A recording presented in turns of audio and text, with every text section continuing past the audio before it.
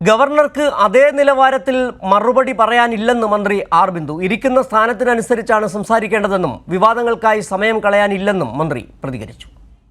അങ്ങനെ പറഞ്ഞിട്ടുണ്ടെങ്കിൽ എനിക്ക് അതിന് മറുപടി പറയാൻ നിൽക്കേണ്ട കാര്യമില്ല. കാരണം എന്താണെന്ന് വെച്ചാൽ അദ്ദേഹം ആരെങ്കിലും അവരിരിക്കുന്ന ആ ഇരിപ്പിടത്തിന് അനുസരിച്ച് പെരുമാറുന്നില്ലെങ്കിൽ നമ്മളും അതുപോലെ തന്നെ ചെയ്യാൻ പറ്റില്ലല്ലോ.